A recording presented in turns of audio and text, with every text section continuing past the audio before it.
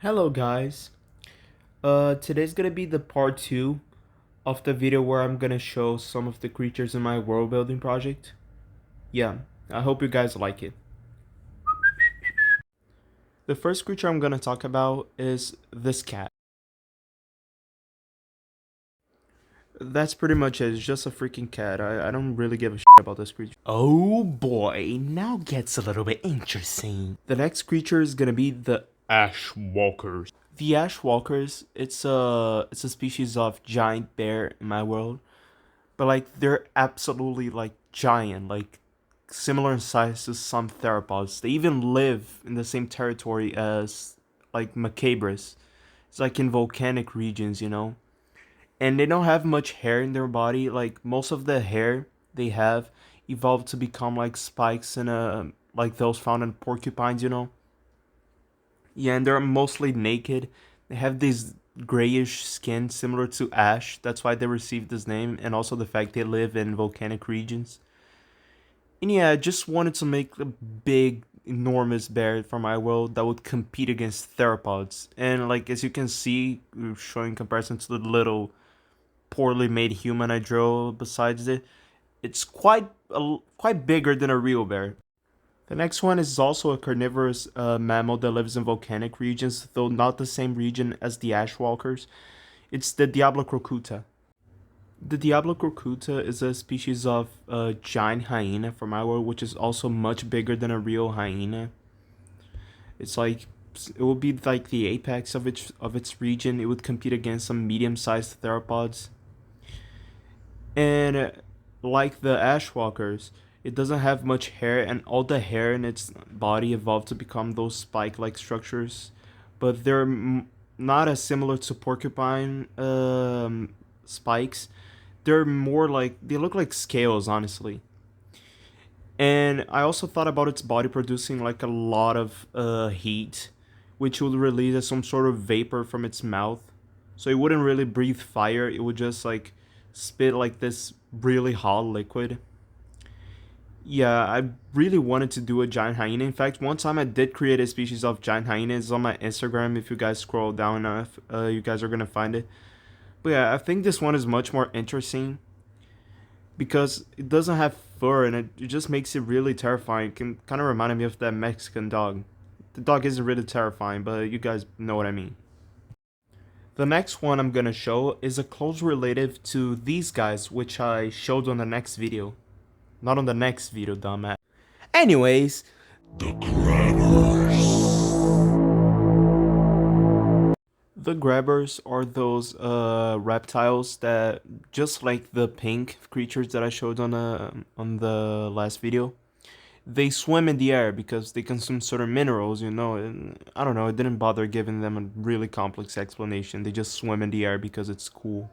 But like unlike the other creatures, they're not very, should I say, aerodynamic or hydrodynamic, because they don't swim in the water, they swim in the air.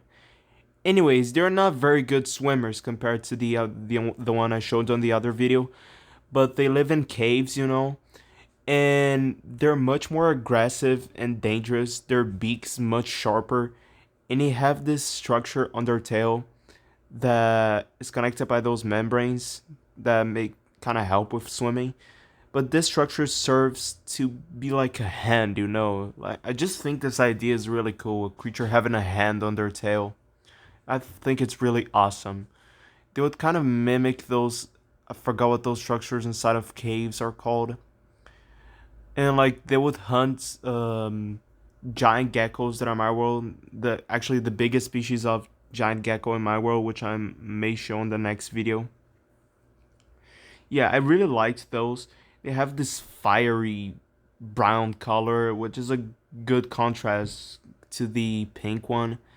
And they're almost opposites, even though they're similar. One is like this gracious creature, and then there's the grabbers. Also, the grabbers, they're able to spit this acidic liquid that is really hot.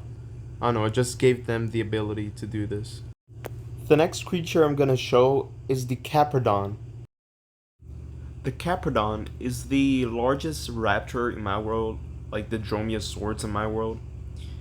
And one of the things that make it a little bit different than a lot of raptors is that it has a really strong bite force. Like, it's almost similar to a T-Rex. Obviously not as strong because it's not as big, but proportionally, you know.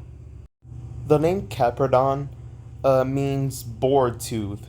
So the reason I gave this name is because this raptor is known for having quite large teeth, you know, which could resemble the tusks present in boars, even though you cannot see the teeth when the mouths are closed. But still, I can see someone naming it that. The Capradons, they live in snowy regions, and they actually have a desert subspecies which I drew, but I'm gonna show in the next video. And they live in the snow, like I said, and they're much bigger than any known raptor, like Utah raptor. They're like probably twice the size of a Utah raptor, and I wanted them to be like extremely aggressive, especially towards those who possess some sort of threat to their young. So a female capradons, like if you touch their eggs, they're gonna destroy you.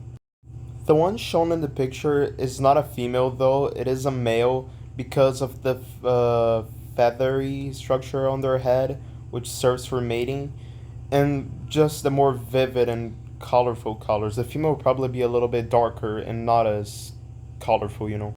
They're also able to produce a specific frequency, which it uses to call other capradons to help with hunting. And only them supposedly can listen to this frequency. Like, no other animal can, except for another animal. The only creature that could probably prey on a capradon.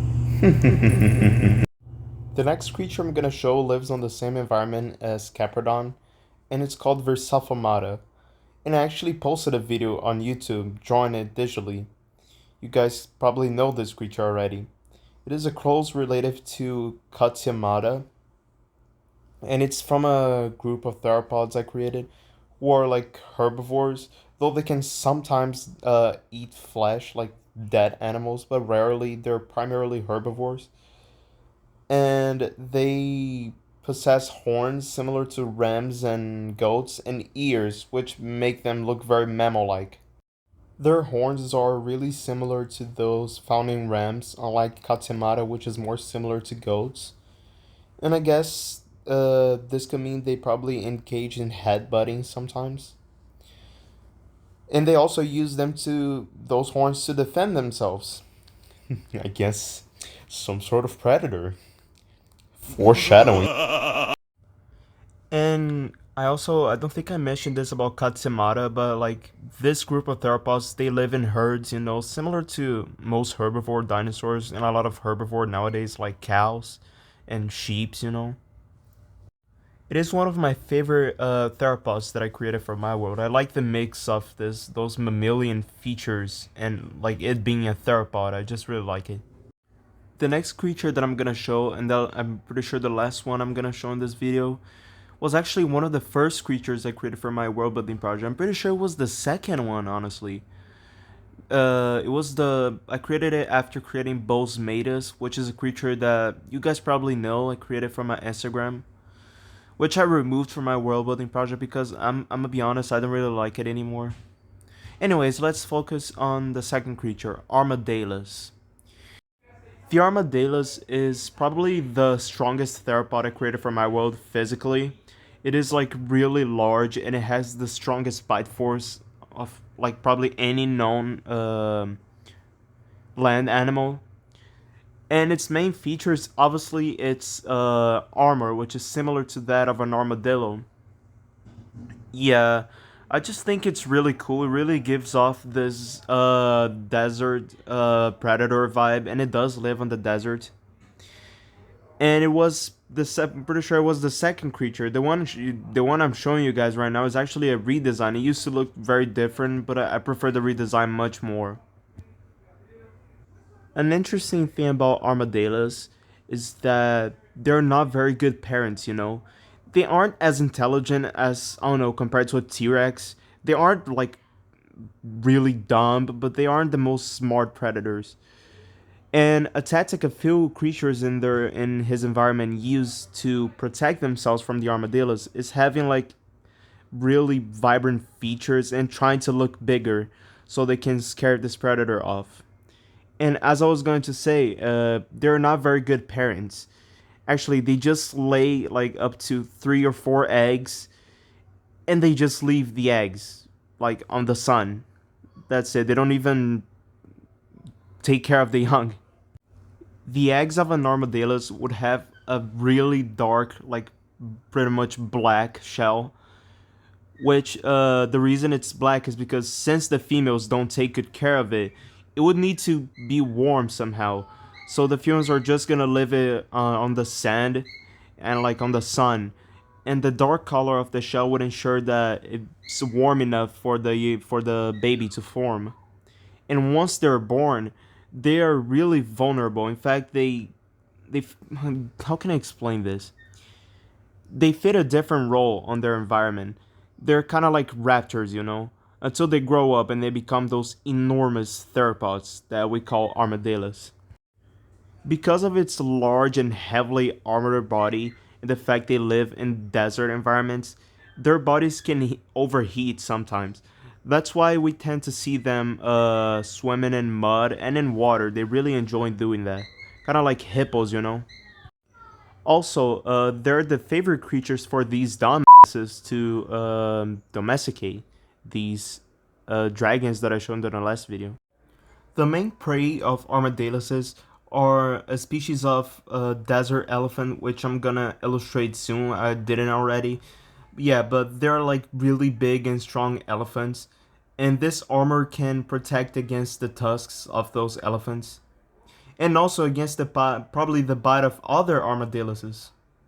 These are the creatures for today, guys. I hope you guys liked this video. Please subscribe to my channel and share with others. I really want my channel to grow, and I would love if you guys helped me with that. Thanks for watching. God bless you all. Have a nice day. And on the next video, I will show you all what feeds on Capradon.